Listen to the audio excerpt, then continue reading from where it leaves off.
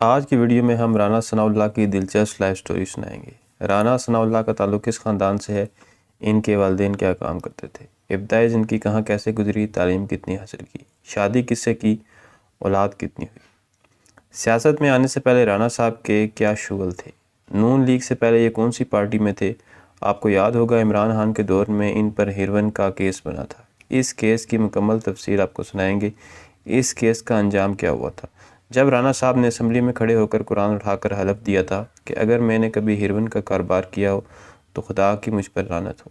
اس تقریر میں رانا صاحب نے مزید کیا کہا تھا، آج کی ویڈیو میں یہی موضوعات ڈسکس کریں گے۔ چلتے ہیں ویڈیو کی طرف۔ والدین رانا ثناء اللہ کے خاندان کا تعلق مشرقی پنجاب کے تاریخی ضلع جلندھر سے ہے۔ ان کے خاندان کا آبائی مسکن تحصیل نکودر کا تاریخی گاؤں مالی ننگل تھا۔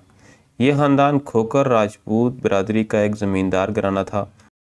گاؤں مالی ننگل میں ان کے آباء و اجداد کی وسیع زرعی زمینیں اور روایتی حویلیاں تھیں، جہاں وہ اپنے قبیلے کے ساتھ ایک خوشحال زندگی گزار رہے تھے۔ ان کے والد شیر محمد خان اپنے علاقے میں ممتاز مقام رکھتے تھے۔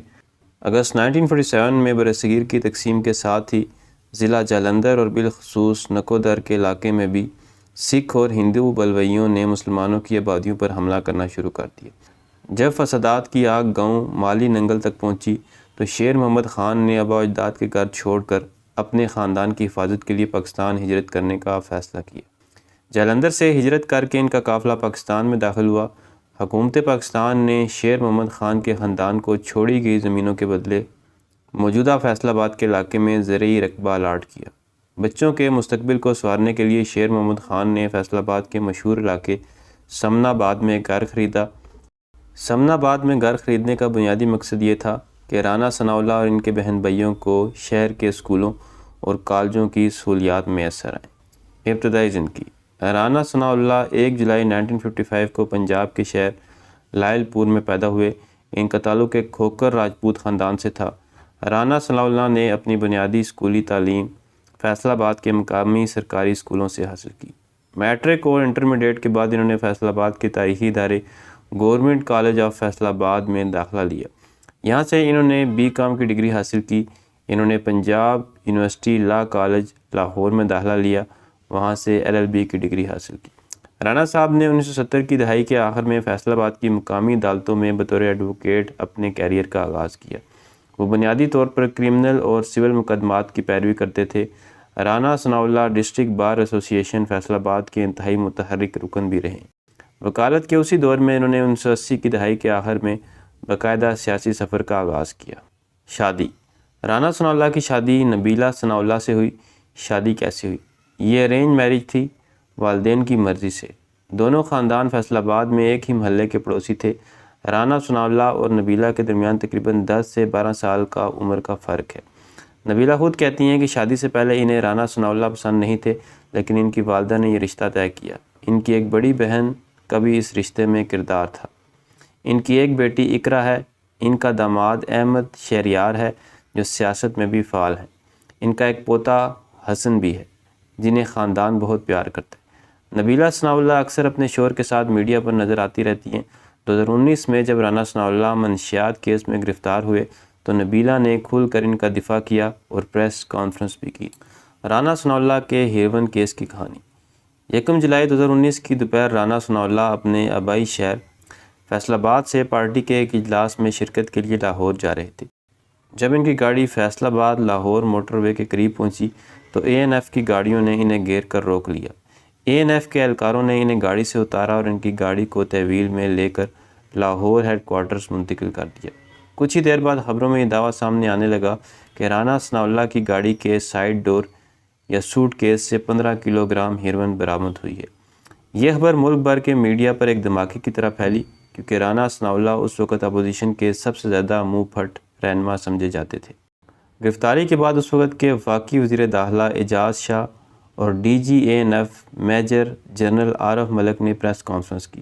حکومت اور ANF کی جانب سے بار بار یہ دعویٰ کیا گیا کہ رانا ثناء اللہ کی 3 ماہ سے نگرانی کی جا رہی تھی۔ ان کا ایک بین الاقوامی منشیات سمگلنگ نیٹ ورک سے تعلق ہے اور ان کے خلاف برآمدگی فوٹیج اور کال ریکارڈ جیسے ناقابل تردید ثبوت اور ویڈیوز موجود ہیں۔ رانا ثناءاللہ اور مسلم لیگ نون کی قیادت نے اس کیس کے شواہد لانے کا چیلنج دیا اور موقف اپنایا کہ عمران خان کی حکومت اپنے سیاسی مخالفین کو خاموش کرانے کے لیے سرکاری اداروں کو استعمال کر رہی ہے۔ جب کیس انسداد منشیات کی عدالت میں چلا تو کہانی ایک مختلف رخ اختیار کرنے لگی۔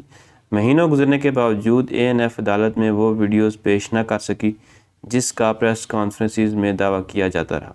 قانون کے مطابق کسی بھی برآمدگی کے وقت آزاد گواہوں کا ہونا ضروری ہوتا ہے، لیکن ANF نے موقع پر کوئی غیر جانبدار گواہ تیار نہیں کیا تھا، بلکہ تمام گواہ فورس کے اپنے ہی اہلکار تھے۔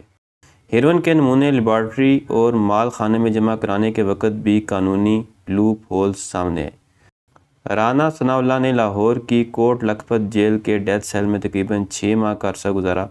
انہوں نے کئی بار عدالتوں میں کہا، اگر مجھ پر ہیروئن کا جرم ثابت ہو جائے تو مجھے چوک میں پھانسی دے دی جائے۔ یہ کیس صرف میری سیاسی اور اخلاقی کردار کشی کے لیے بنایا گیا ہے۔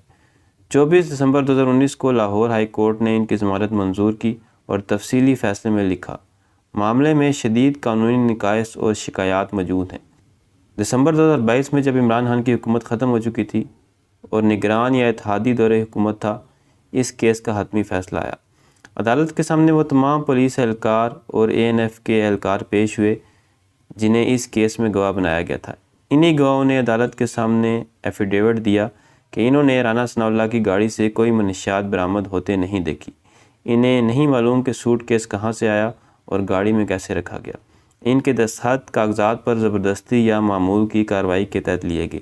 گواہوں کے اس طرح مکر جانے اور کسی بھی قسم کے ٹھوس مواد کی عدم موجودگی پر انسداد منشیات کی عدالت نے 10 دسمبر 2022 کو رانا ثناءاللہ اور ان کے تمام ساتھیوں کو اس کیس سے مکمل اور باعزت بری کر دیا۔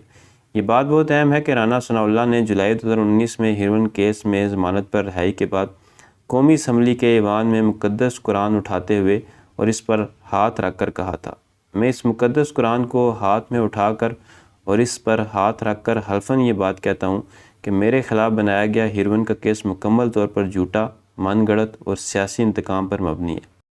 میں نے اپنی پوری زندگی میں کبھی منشیات کا کاروبار نہیں کیا، نہ اس کا استعمال کیا اور نہ ہی کبھی ایسی گاڑی یا جگہ کو دیکھا جہاں سے یہ برآمدگی دکھائی گئی۔